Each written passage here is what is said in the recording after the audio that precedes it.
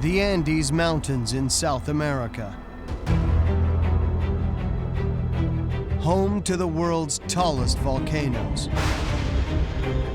In 1999, an amazing discovery was made here. The frozen mummy of a young girl. She looks peaceful, like she died yesterday. But this girl lived centuries ago and holds a dark secret about a lost civilization. Mummies, time travelers from the past. Who were they in life? Where did they come from? And how did they die? All will give up their secrets to mummies alive.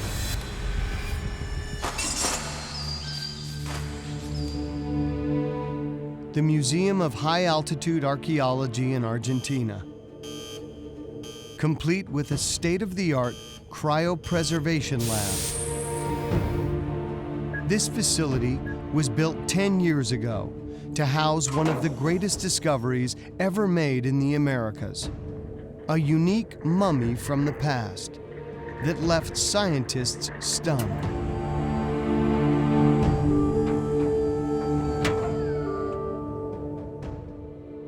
A girl who appears to be asleep, but she has been like this for centuries. Perfectly frozen in time.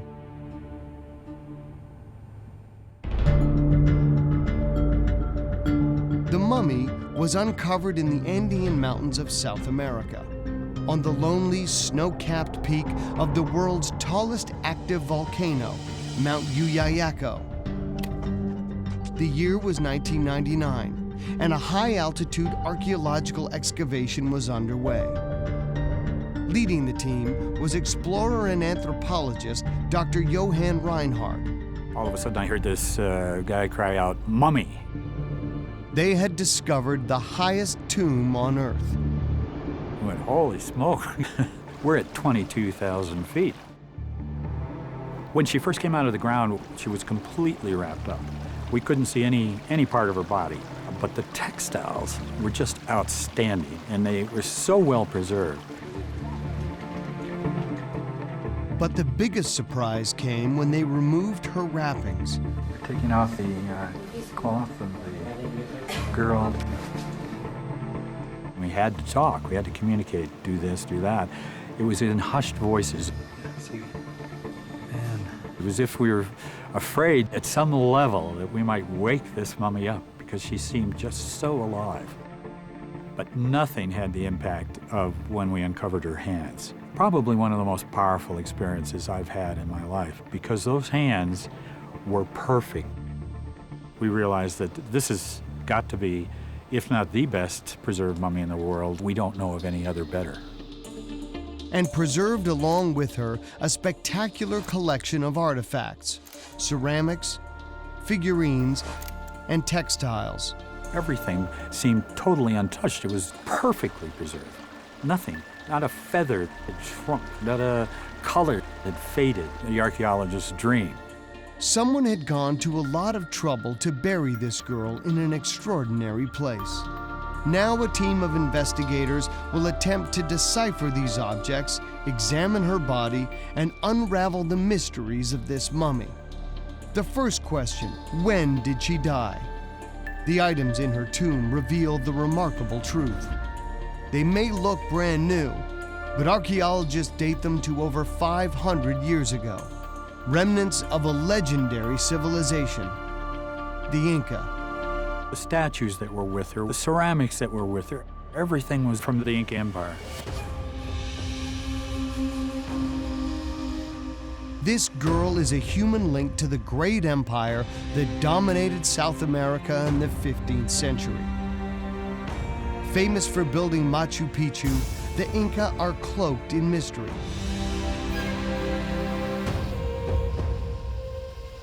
Wiped out by Spanish conquest, they left no written language.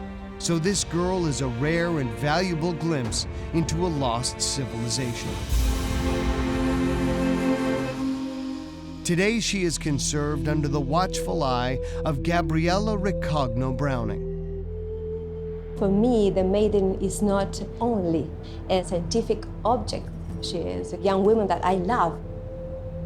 I think that one of my missions in life is to take care of her. Affectionately known as the Maiden, this mummy attracts visitors from all over the world. But some are not prepared for what they see. When people here meet the maiden, sometimes they get very shocked. They cry or they get sad because it's difficult to understand the death of this maiden, of this girl. An Inca girl, buried 500 years ago on top of a volcano. Her corpse is strange. Seated and slumped, she looks like she slept to her death. But in order to really understand what happened, investigators need to take a closer look at her body. Today, we're going to take her out. We're going to see her face to face. Very rarely do curators open this cryopreservation capsule designed to keep her frozen at a constant -4 degrees Fahrenheit. When she does come out, time is of the essence. They move fast. She is so delicate that an autopsy is out of the question. But a CT scan would provide a forensic look inside. She's going out of the museum for the first time because we are doing a CT scan on her body. We really don't know what these images are going to show us. She travels in a freezer at night when temperatures are lowest.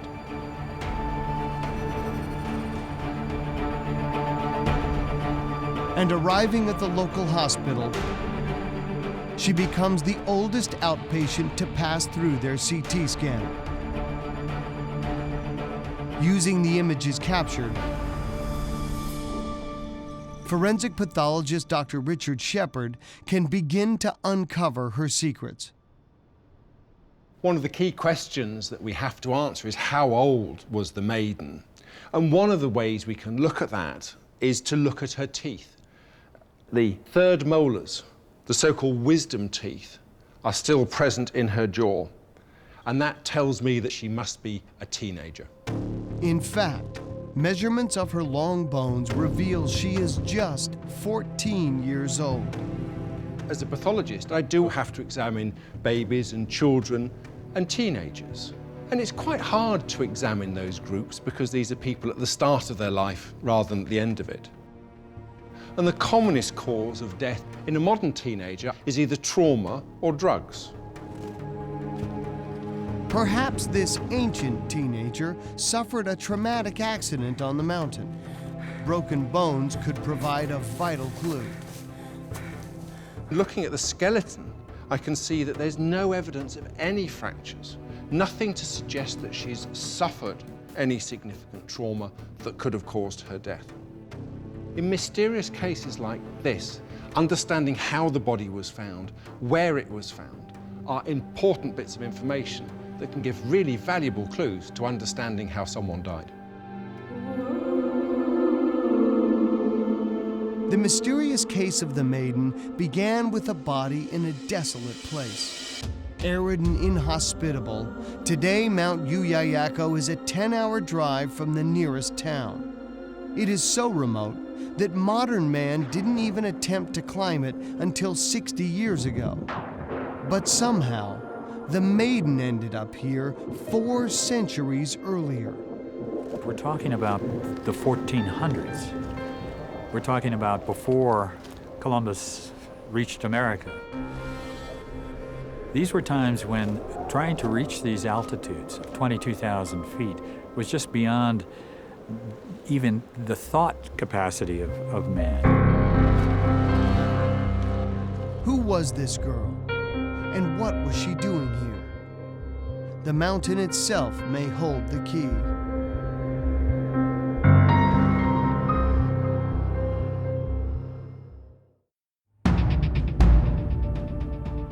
frozen in time for 500 years, this girl is the best preserved mummy in the world.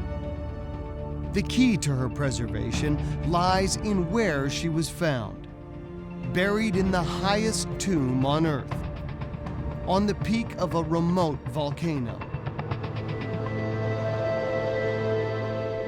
The process of freezing by itself is very, very good at preserving a body. But if a body is placed at high altitude where the oxygen levels are lower, then that's going to add to that preservation of the body. But what was a teenage girl doing on top of a volcano? Modern-day forensic pathologist Dr. Richard Shepard has investigated hundreds of suspicious deaths. His first step is determining how her body got there. I know from my own experience that moving bodies is very difficult indeed. They're not simple things to manhandle. Figuring out if she walked up the mountain herself or if her body was carried up might hold the key to whether or not her death was an accident. I'm particularly interested in the position in which the maiden was found. Putting her into that position would have to be done in a short period after death because of a change that naturally occurs called rigor mortis, the stiffening of the muscles that happens after death. So logically, she has to have died very close to her burial site and been placed in the position that we see her now. The maiden died close to where she was buried. This means she may have been alive on the summit, and this could be the key to her demise. Because at over 22,000 feet, the summit of Yuyayako is in what many people call the death zone. Up here, the air contains 50% less oxygen than at sea level. Dr. Marcelo Parada spends his life climbing mountains to rescue the dying and recover the dead. We did recover bodies of mountaineers that just slept to their death. They were just kind of peaceful, but they were frozen. The maiden isn't the only sleeping corpse to be pulled from a mountain. So what is it about that environment that makes a person curl up, go to sleep, and die? If you've been there in this kind of environment, you feel awful. Even in our times with the best equipment, this is a very difficult task and it's very demanding. Imagine climbing in that thin air. This is an amazing task to do for a 14-year-old girl. But Marcelo doesn't believe the maiden died because of extreme altitude. He believes she may have fallen victim to another killer on the mountain. It's going to be about 30 degrees Celsius below zero. That's very, very cold.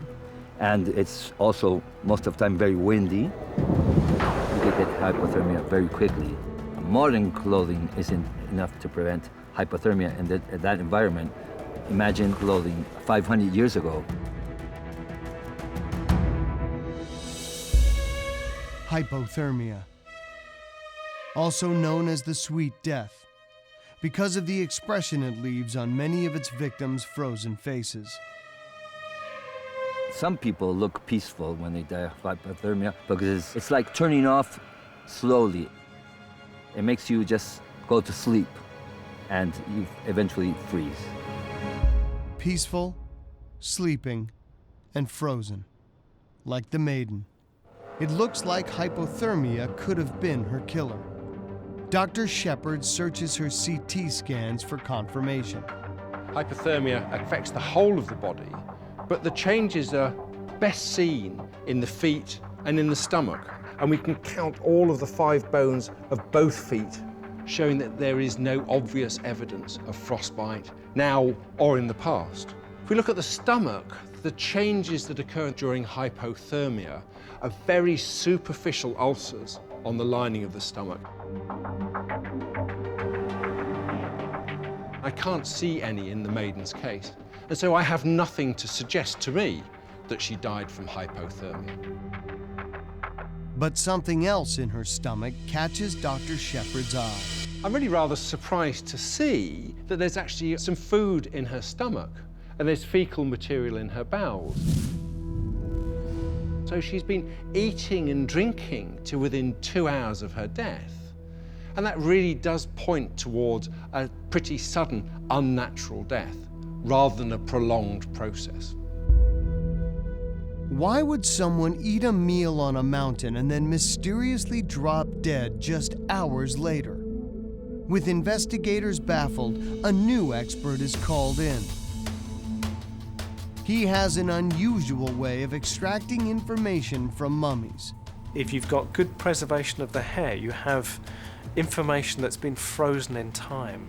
Bioarchaeologist Dr. Andrew Wilson may be able to crack the case by analyzing chemicals in the maiden's hair. We can use those chemicals to establish essentially a timeline that takes us back through the final months and years of their existence. He cuts a sample from her head for analysis. Studying the chemicals in her hair may provide extraordinary details about the maiden's health, behavior, and even what she was eating. The results are in.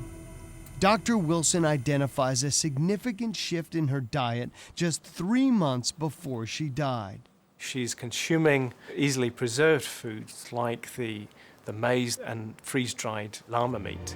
It's a big clue. Her hair contains traces of 2 foods that were common staples for ancient Inca travelers. Archaeologists have found a vast network of highways and trails throughout the Inca Empire, and dotted along them, remains of way stations once stocked with corn and jerky, exactly what the maiden was consuming in her final months. The chemical signatures in her hair effectively point to a journey to the mountains for those last few months. If Dr. Wilson is right, the 14-year-old maiden made a mysteriously long journey before she died. But why would she travel for months to reach this remote peak? For anthropologist Johann Reinhardt, the answer lies in the special role mountains have always played in Andean culture. Mountains are considered sacred in the Andes because the rivers come down from the mountains. The mountains seem to be controlling the weather because the clouds gather around them. And mountain worship is still extremely active today in traditional communities throughout the Andes.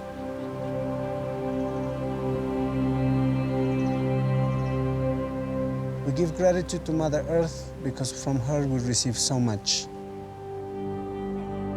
Puma is a modern-day shaman who has been climbing mountains to make offerings since the age of 6. So he doesn't find it strange that an ancient Inca girl would be found in such a place.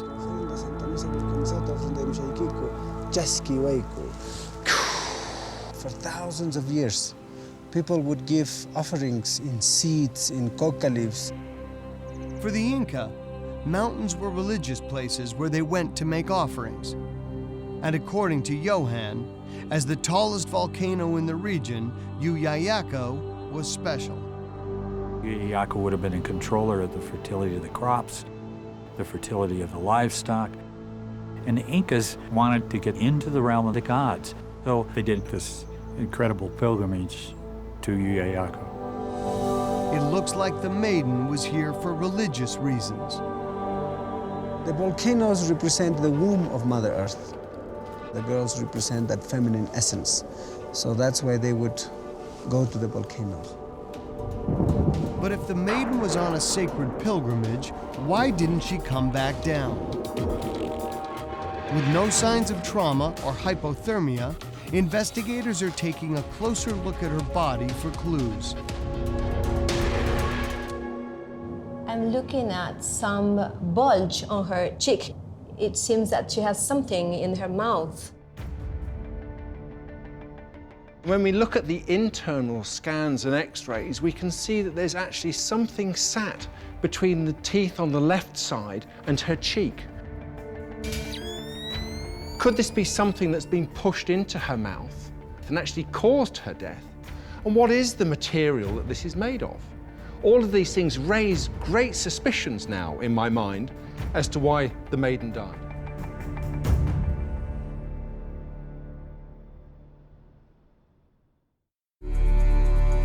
"500 years ago, this girl made a long pilgrimage to a sacred volcano. Despite her young age, she climbed to a colossal height. But upon reaching the summit, she appears to have curled up and died. At this point, the death of the maiden is still very much a mystery. And when we look at a death of a teenager, I've got no evidence of any natural disease, and there's no evidence that she suffered any form of trauma. At a loss to explain her death, Dr. Shepard looks beyond the autopsy table, just like he would with the death of a modern teenager.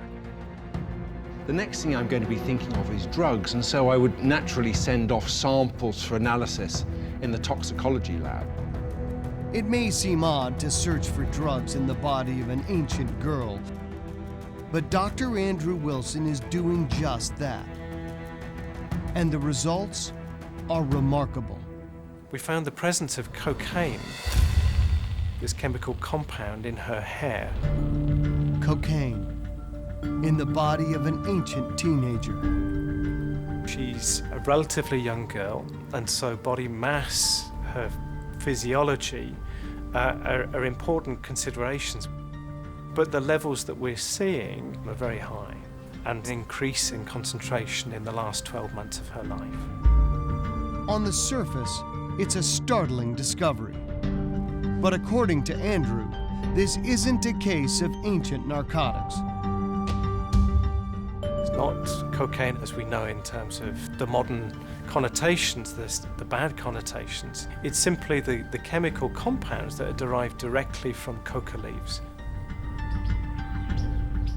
The drug we know today as cocaine didn't exist until 400 years after the maiden died. Its natural source is the coca leaf, a plant native to the Andes. Cultivated and consumed for ritual and medicinal purposes for thousands of years, it is still used today. It's our meal, it's our medicine, and it's our oracle. Many chew it as a stimulant to help with long journeys and altitude sickness. And the telltale sign is a bulge in their cheek, just like the maiden. It looks like this is the mystery object in her mouth. And if it is, according to Shaman Puma, this reveals something about who she was. In those times, not everybody was allowed to chew coca leaves. They had to be part of a royalty or part of a spiritual circle. Puma suspects the maiden was no ordinary girl. She was someone important.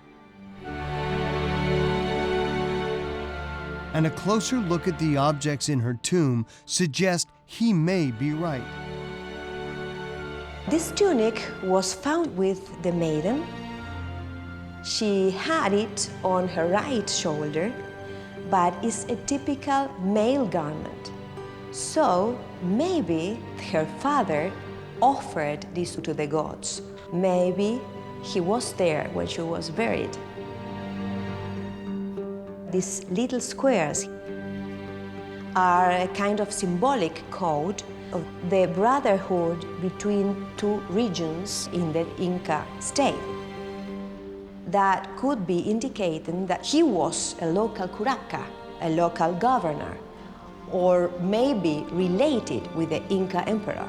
A tantalizing clue, connecting the maiden to Inca nobility, possibly even the emperor himself, and a sign her father may have been with her on the journey, and perhaps part of the final burial.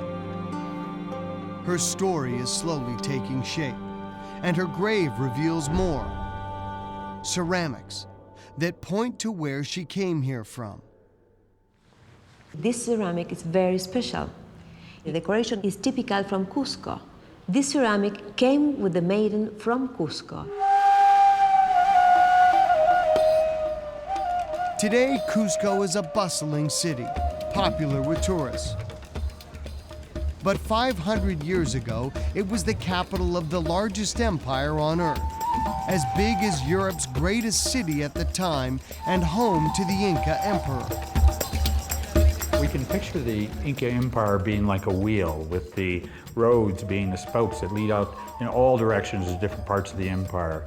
The center, the axle, is Cusco. That's where you have the focus of governmental power, but also religious power. Under this Spanish church are the ruins of the most sacred Inca sanctuary, the Coricancha, which means courtyard of gold.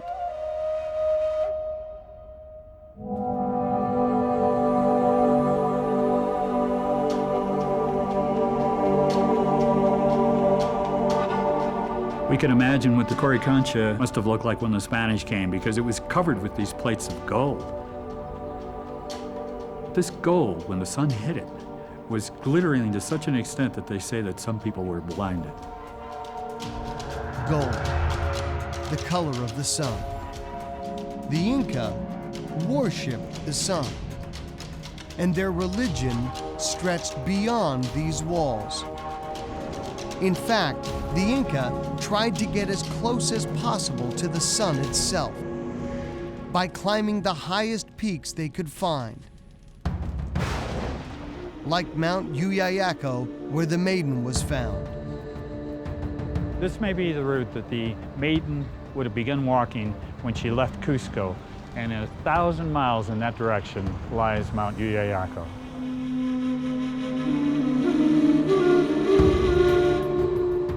The Inca had no wheel or horse. They traveled on foot. The Maiden's route took her through some extreme environments, including a desert so arid and devoid of life that parts of it have been compared to Mars and the Moon. This is the world's driest desert. Even the Spanish were saying the only people you find traveling out in these deserts are outlaws or crazy people. This is a very long pilgrimage. And at the end of it, she then has to climb a peak whose altitude was not even reached until 400 years later by Europeans. It's a pretty phenomenal thing for a 13, 14-year-old girl to have done. A clearer picture of this mummy is emerging. A 14-year-old girl with ties to the capital and maybe even the emperor himself. A girl who walked a great distance through perilous landscapes. But this journey ended in her death. So investigators are looking for new evidence to help understand what happened. Studies on the teeth of the Maiden showed that they are very worn down, so that may be an indicator that she was very stressed and also tense in this pilgrimage from Cusco to Yuyayaco. And another disturbing clue, vomit on her lips. We know that the Maiden vomit maybe just some minutes before she died. Some theories say that the vomit indicates stress or fear. Was the Maiden afraid on the mountaintop? And if so, of what or whom?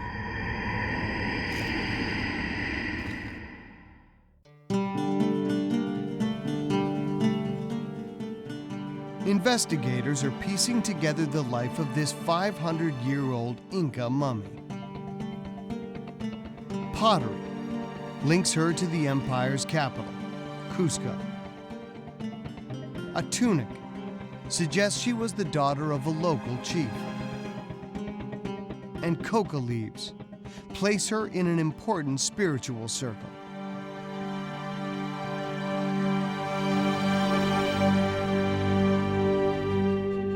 But there's one item that stands out above the rest.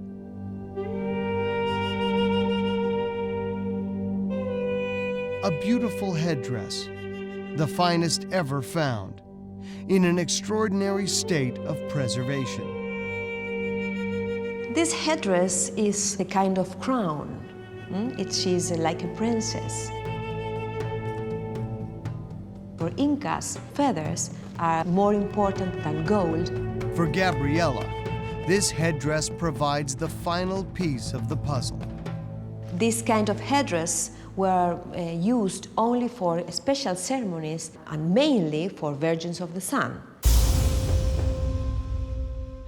Virgins of the sun were famous throughout the Inca Empire.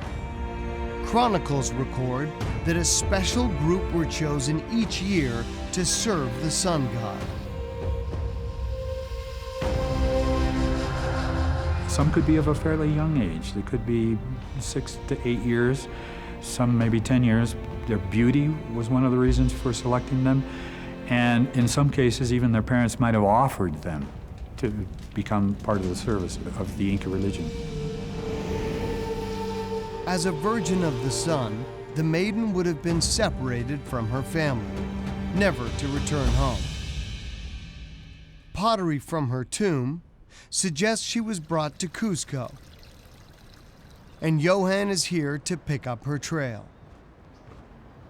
This is the place where the virgins of the sun were kept, the so-called Acuasi, considered incredibly sacred to the Incas. If the maiden were in Cusco, she would have been kept behind these walls in seclusion where there were no windows. These buildings were especially designed to keep them apart in order to keep them pure. The maiden lives a cloistered existence, part nun, part priestess, preparing sacred offerings for the sun god. Rarely is she allowed out. So why does she leave this place to make a 1,000-mile pilgrimage to a distant mountain? At a certain point, these virgins of the sun would be allocated their duties, in essence, their destinies. Some would be selected to be concubines of the Inca nobility. And a few, a very select few, would be selected as offerings, as human sacrifice.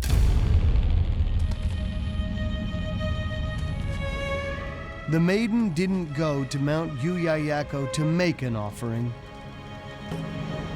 She was the offering, singled out by her own people for human sacrifice. Different kind of qualities were taken into consideration as to which child would be selected. They had to have some kind of a charisma about them. They wouldn't have a child who was easily frightened. For the Inca, being chosen for sacrifice was a great privilege. And in Cusco, the maiden would have been treated as a goddess. She would have gone through very special ceremonies in the presence of the Inca emperor himself and been very highly honored. She left Cusco in a blaze of glory, and the fame followed her all the way to the volcano.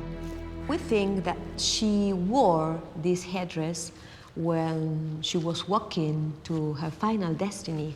Maybe when she walked through different towns, she was wearing this beautiful headdress that indicates that she was the chosen one to be offered to the gods. But under all the glory, there is a bitter truth. A 14-year-old girl walking 1,000 miles, knowing that she is going to die. It's very difficult for a woman to understand this. Maybe her beliefs helped her to accept her destiny, but for me, and I think for every woman now, in this century, it's very hard to imagine these situations. In our Quechua language, there is no word sacrifice. The correct word is offering. So we don't have human sacrifices. We have human offerings. The principle was this life, this Mother Earth, God created all for you. So what can you give back in gratitude? You can only give your life. So how did she give her life? Was it a violent ritual or a peaceful departure? No signs of violence have been found on the maiden's body. So in the search for answers, investigators will turn to other mummies, other human offerings found on mountains, some of whom met a terrible fate.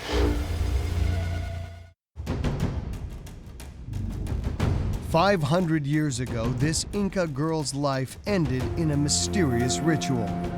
She was taken up a volcano and offered to the gods. And she wasn't the only one. Over the last century, more than 35 Inca human offerings have been found on Andean peaks. Dr. Johann Reinhardt discovered 18 of them, and they were all children.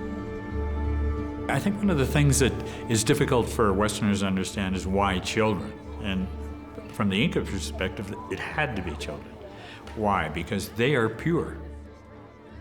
Because of their purity, the deities accepted them. For the Incas, this wasn't just death, a killing of a child.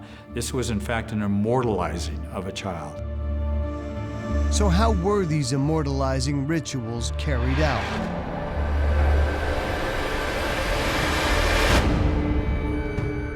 Chroniclers tell us that it was very common to use violence in this kind of sacrifice.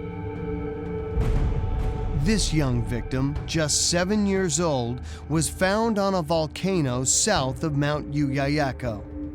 Some people say that her expression is of pain. She has this mouth like open in a big shout. In the right part of her back, she has a clear wound, a clear injury that indicates how she died. She was stabbed with a spear.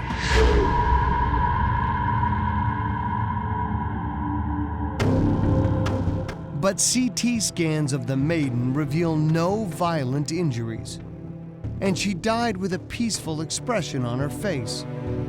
So what happened to her on the mountain? Using the evidence in her tomb, and with the help of chronicles written after the fall of the empire, investigators pieced together her final moments. One good possibility is that they timed the sacrifice to take place the morning following the December solstice, December 21st, with the first sunrise. The priests themselves would have been burning incense, making offerings. They say that our soul, before leaving the body and crossing the lake of life, needs a lot of vitality. So we had ceremonies to re-strengthen the soul with these sacred plants, with these coca leaves, with the chicha. Chicha was a corn beer fed to victims before their death. A chicha cup survives intact in the maiden's grave. And Dr. Wilson finds high levels of alcohol in her system, which, combined with the coca leaves, would have had mind-altering effects. For me, what I find so spine-tingling is, for sure, there's a sedating effect from the alcohol. There may also have been, with the coca in her system, hallucination as well. And these are effects that are brought about to effectively control her and perhaps even her family. The male tunic suggests her father may have been with her on the mountain. Perhaps he watched her being prepared for offering. Chronicles say that when the time came, it was a sin for families or victims to show remorse. Some say that these ceremonies must have been very happy events, and it was an honor for the children. But I think that it must have been traumatic. All over her body are clues as to her final hours. On her cheeks, traces of red pigment, ritual paint. Her braids are so tight that they must have been woven just hours before she died. And on her lips, vomit. Perhaps a sign of fear in her final moments. It's so difficult for us to go back in time and imagine what it would have been like to be in her shoes, or in her moccasins, as it were. Surely there's a lot of fear. There could have been a tremendous reaction to seeing the place that she was going to be interred in, buried in. At sunrise, her short life ended, and she was offered to the gods. But the ritual doesn't seem to have left its mark. Pathologist Dr. Shepard has examined many young murder victims and is weighing up the evidence for the maiden using CT scans. The possibility of strangulation must exist in a situation like this with a young person dead in a strange environment. But there's no damage to the muscle of the neck, and there's no damage to this complex group of laryngeal cartilages that can be clearly seen at this point, present in her neck, uninjured. The maiden wasn't strangled. Her death remains a mystery. But the investigation isn't over. Because according to chronicles, there was another way children were sacrificed. Some were buried alive.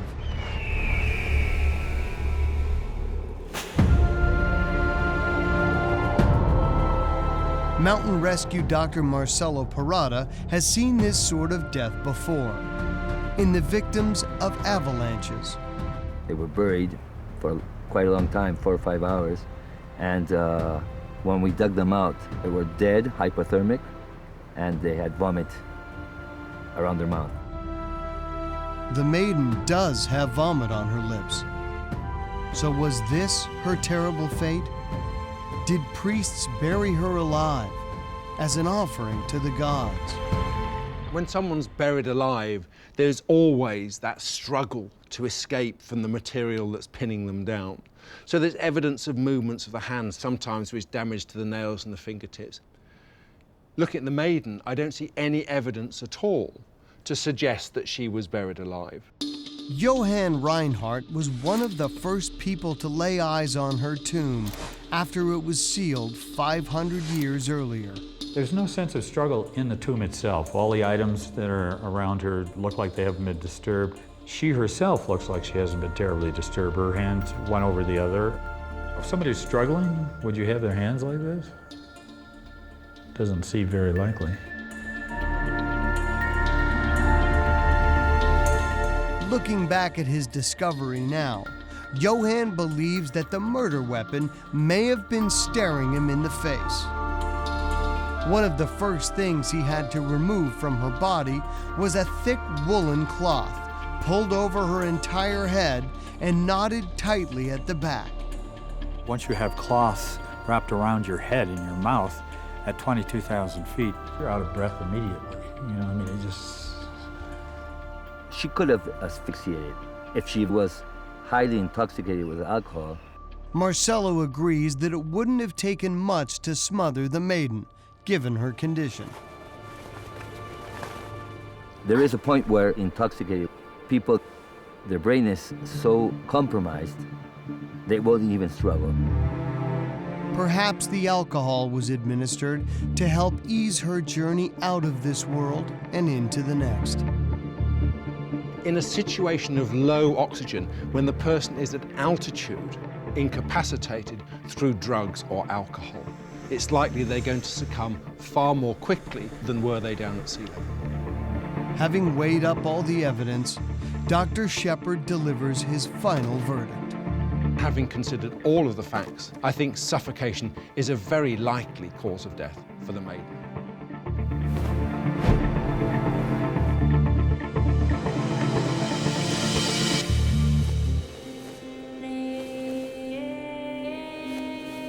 For 500 years, the Inca Maiden has guarded the secrets of how she died. Now, the truth is revealed.